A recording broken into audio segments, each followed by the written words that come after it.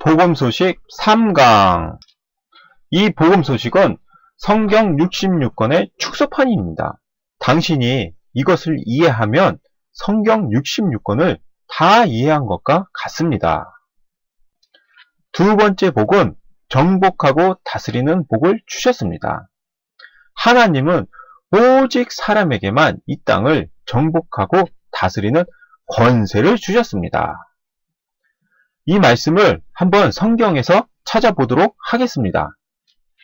창세기 1장 28절 말씀에 하나님이 그들에게 복을 주시며 하나님이 그들에게 이르시되 생육하고 번성하여 땅에 충만하라. 땅을 정복하라. 바다의 물고기와 하늘의 새와 땅에 움직이는 모든 생물을 다스리라 하시니라 하셨습니다. 자, 하나님은 오직 사람에게만 이 지구 전체를 갖다가 정복하고 다스리는 권세를 주셨습니다.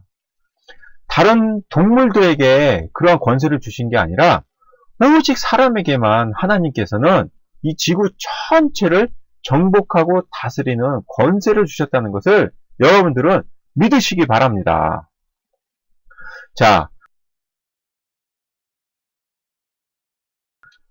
여호수아 6장 2절 3절까지 보시게 되면 여호와께서 여호수아에게 이르시되 보라 내가 여리고와 그 왕과 용사들을 내 손에 넘겨주었으니 너희 모든 군사는 그 성을 둘러 성 주위를 매일 한 번씩 돌되 엿새 동안을 그리하라.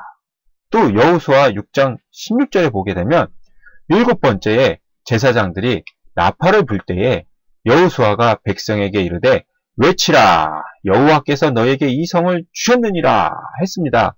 자, 정복하고 다스리는 이 말씀이 바로 이 성경 말씀에 있습니다.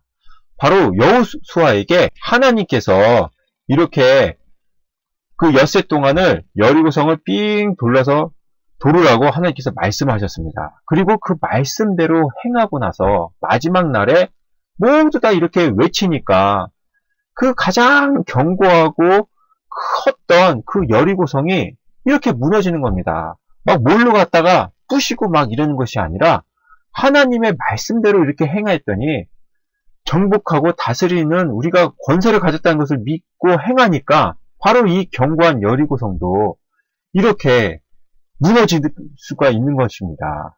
그러니까 우리가 하나님 말씀만 잘 따르고 한다면은 아주 쉽게 정복하고 다스릴 수가 있는 것입니다. 그런데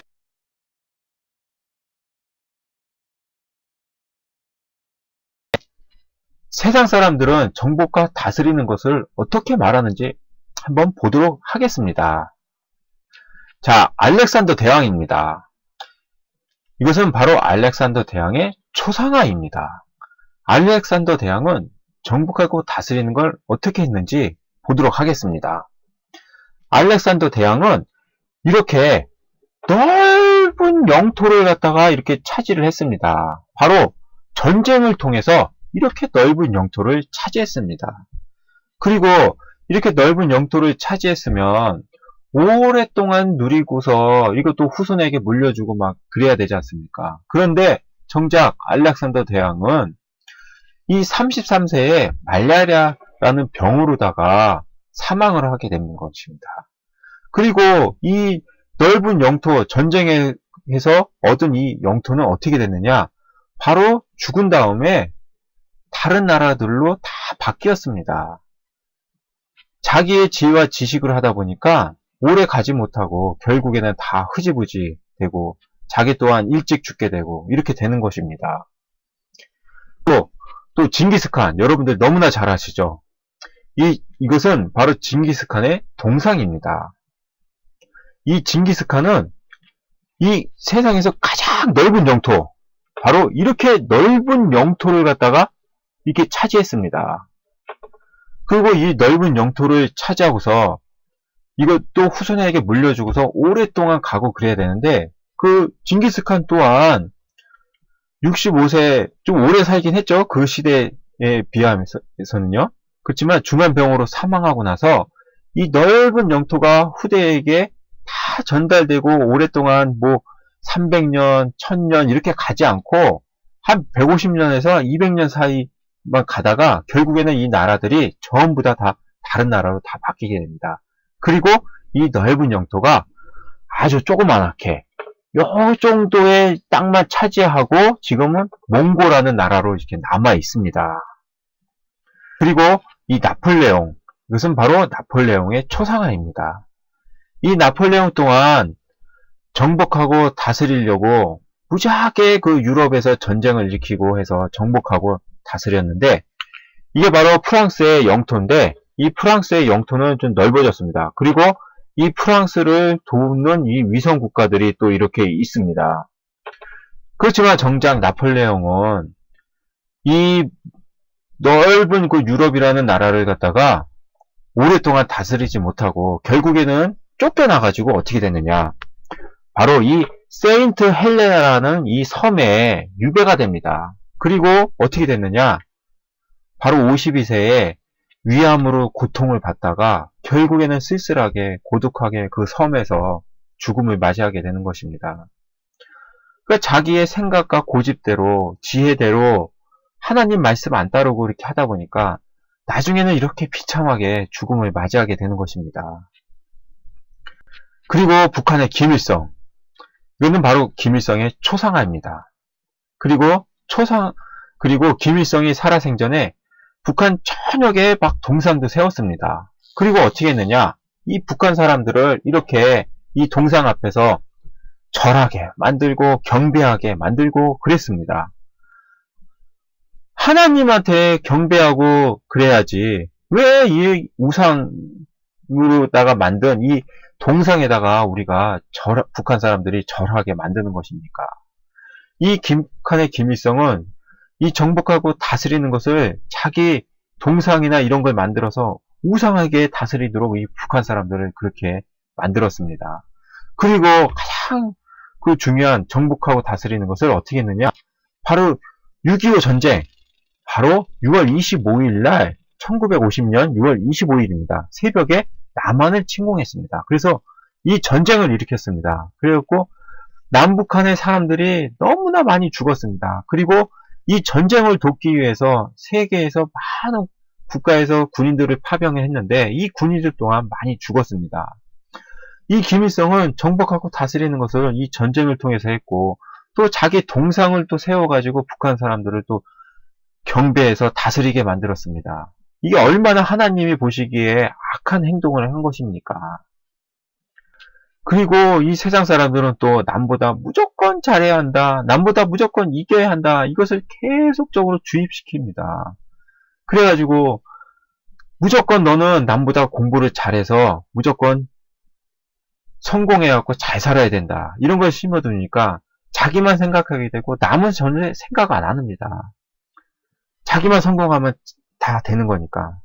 사업하는 것도 경쟁업체는 무조건 이겨야 한다, 이렇게 그 회사 사장님이 그 직원들에게 교육을 시킵니다. 그러니까 무조건 경쟁체제, 그것이 바로 자기만 있는 것이 아니라 바로 우리 후대까지도 그렇게 똑같이 전달이 되는 것입니다.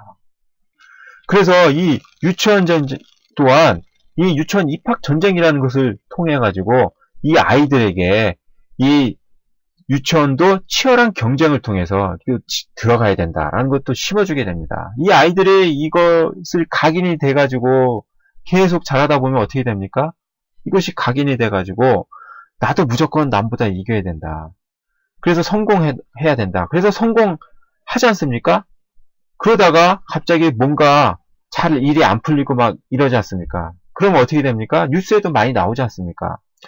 훌륭한 경영인들, 대학 교수들이 막 자살하게 되는 겁니다. 조금만 실패해도 나는 무조건 이겨서 성공해야 되는데 조금만 실패해도 나는 상처를 받아가고 그렇게 자살하게 되겠고 그렇게 만드는 것입니다. 바로 이 정복하고 다스리는 것을 잘못 사람들에게 주입시켰기 때문에 이렇게 되는 것입니다.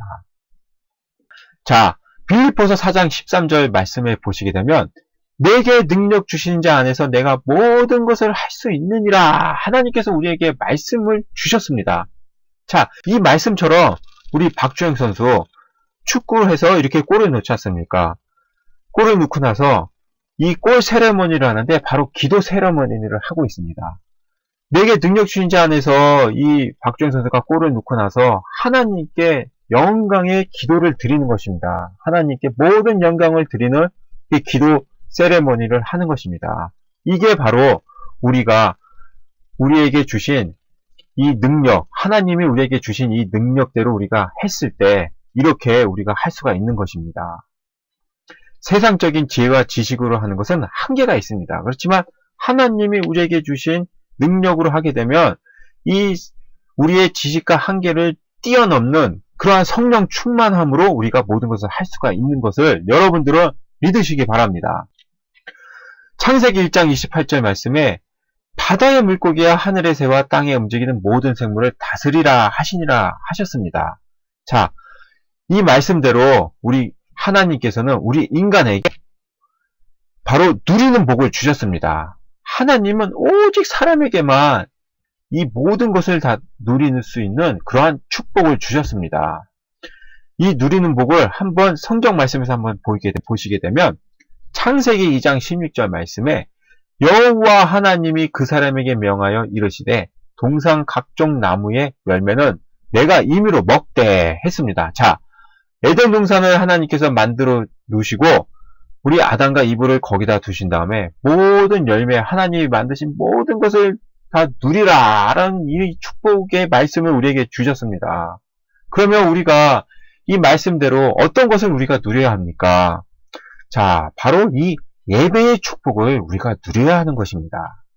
주일에 우리가 놀러 가지 않고 우리가 교회에 와서 이렇게 예배의 축복을 누려야 하는 것입니다. 그래야지만 하나님이 우리에게 주신 그 말씀을 가지고 우리가 힘을 얻어서 우리가 살 수가 있는 것입니다.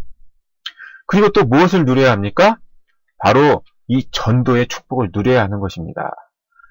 우리가 놀러 가서 그냥 놀러 가는 것이 아니라 우리가 놀러 가더라도 그 현장에 대해서 기도도 하고 또 시간을 내서 잠깐 동안이라도 전도지를 거기에 우리가 있는 사람들에게 전해줄 수 있는 그러한 그 생각을 가지고서 우리가 이 전도를 누려야 하는 것입니다.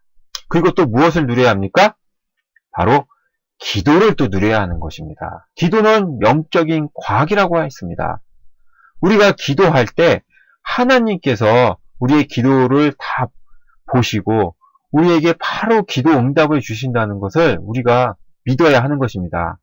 반드시 하나님은 예수 그리스도 이름으로 기도하게 되면 반드시 응답을 받는다는 것을 우리에게 말씀을 주셨습니다.